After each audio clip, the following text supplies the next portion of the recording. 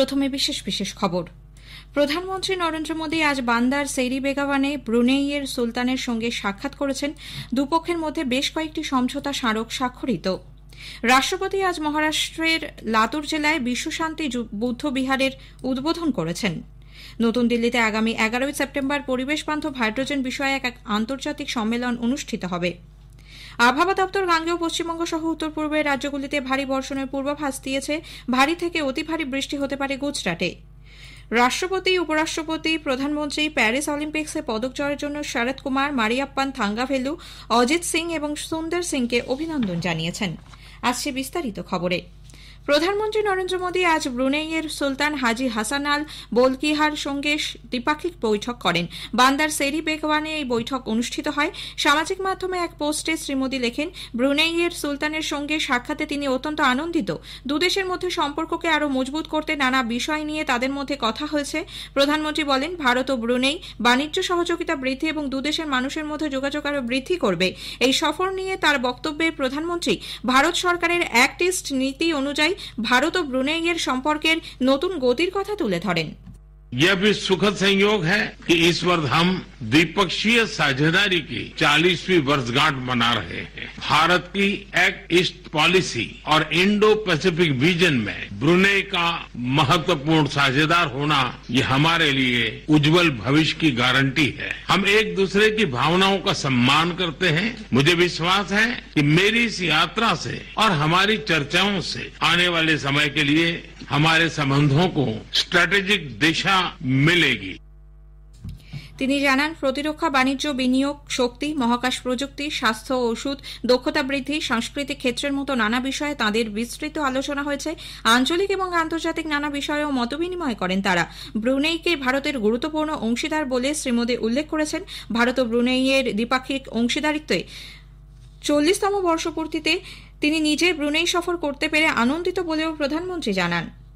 सबसे पहले मैं आपको और ब्रुनेई के लोगों को आजादी की 40वीं वर्षगांठ पर 140 करोड़ भारतवासियों की तरफ से हार्दिक बधाई देता हूं। हमारे सदियों पुराने सांस्कृतिक संबंध है।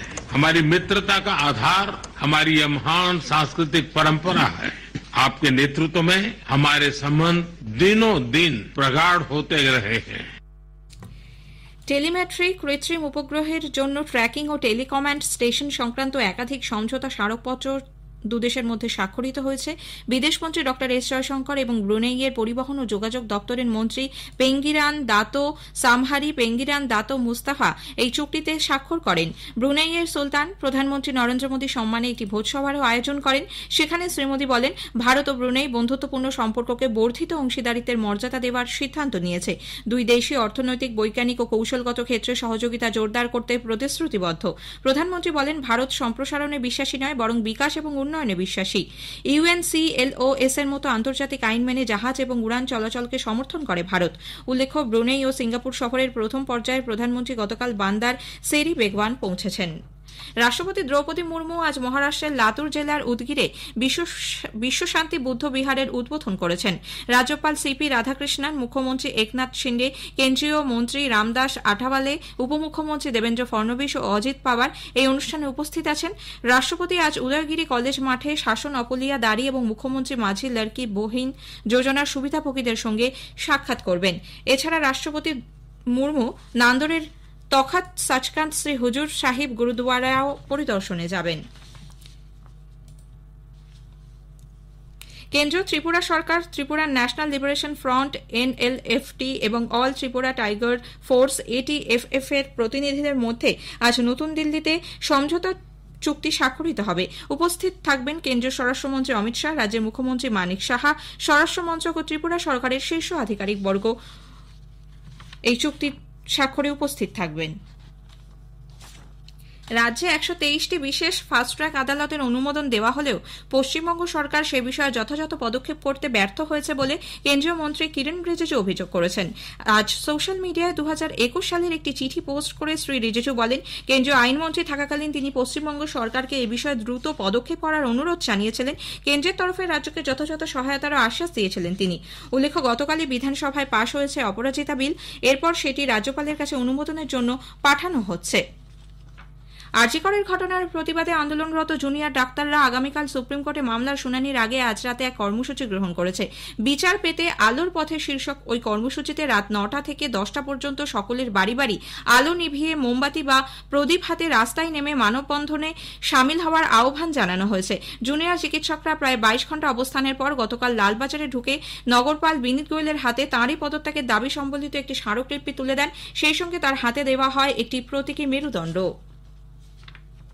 আরজি কর মেডিকেল কলেজ হাসপাতালে চিকিৎসক ধর্ষণ ও খুনের ঘটনার পর সেখানে কেন্দ্রীয় শিল্প নিরাপত্তা বাহিনী সিআইএসএফ এর যে জওয়ানদের মোতায়েন করা হয়েছে, রাজ্য সরকার তাদের থাকা খাবার ব্যবস্থা করেনি বলে কেন্দ্র সুপ্রিম কোর্টের দ্বারস্থ হয়েছে।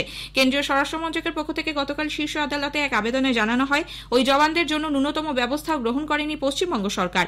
তাদের থাকা খাওয়া তো বটেই, যাতায়াতের ব্যবস্থা এমনকি মেটাল ডিটেক্টরের মতো নিরাপত্তার জন্য একান্ত প্রয়োজনীয় জিনিসেরও বন্দোবস্ত করা হয়নি। রাজ্য সরকার যাতে সিআইএসএফ এর জওয়ানদের প্রতি সব রকম সহযোগিতার হাত বাড়িয়ে দেয় তা সুনিশ্চিত করার জন্য আদালতে ওই আবেদনে আর্জি জানানো হয়েছে। খবর শুনছেন আকাশবাণী থেকে। নতুন দিল্লিতে আগামী 11ই সেপ্টেম্বর পরিবেশ বান্ধব হাইড্রোজেন বিষয়ে এক আন্তর্জাতিক সম্মেলন অনুষ্ঠিত হবে। চলবে 13ই সেপ্টেম্বর পর্যন্ত। নতুন ও পুনর্নবীকরণযোগ্য শক্তিমন্ত্রী প্রহ্লাদ যোশী আজ এক অনুষ্ঠানে কথা ঘোষণা করে বলেন, ভারত এবং উন্নত দেশগুলোতে স্বচ্ছ ও পরিবেশ বান্ধব জ্বালানি ক্ষেত্রে গ্রিন হাইড্রোজেনের ভূমিকা উল্লেখযোগ্য। 3 দিনব্যাপী এই সম্মেলনের মুখ্য উদ্দেশ্য হল গ্রিন হাইড্রোজেন বিষয়ে সকলের মধ্যে সচেতনতা ও শিল্পক্ষেত্র এবং বিজ্ঞানীদের মধ্যে বোঝাপড়া বৃদ্ধি।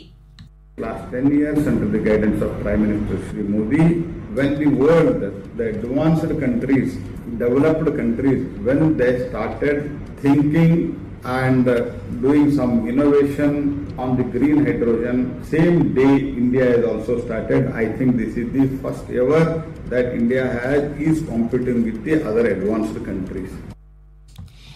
কেন্দ্রীয় ভারী শিল্পমন্ত্রী এইচ.ডি. কুমারস্বামী বলেছেন, বৈদ্যুতিক যান ইভি তৈরিতে এবং এই ক্ষেত্রে পরিমণ্ডলের বৃদ্ধিতে সরকার প্রয়োজনীয় কাজ করে চলেছে।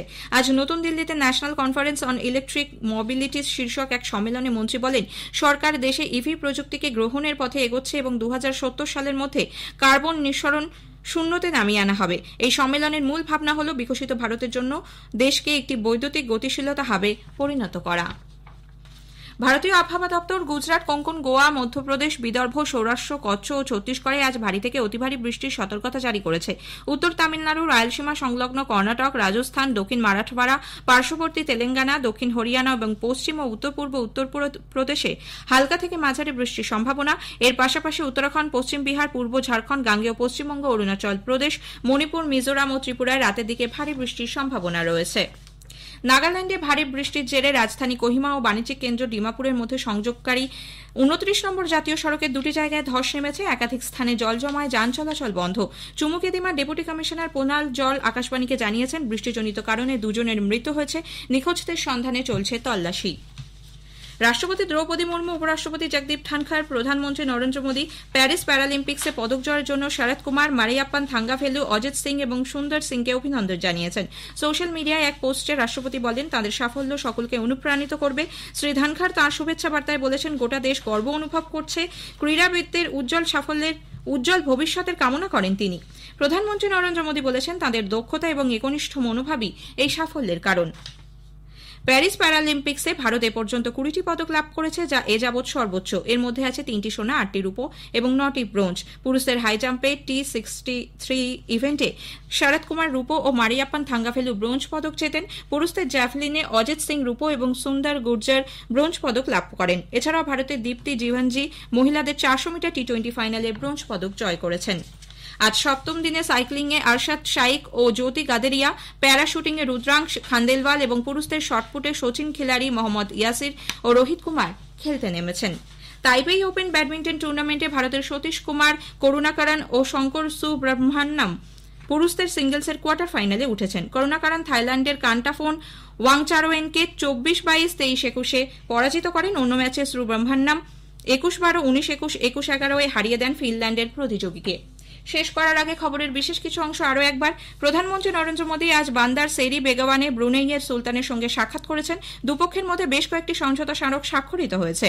রাষ্ট্রপতি আজ মহারাষ্ট্রের লাতুর জেলায় বিশ্বশান্তি বুদ্ধ বিহারের উদ্বোধন করেছেন। খবর শেষ হলো।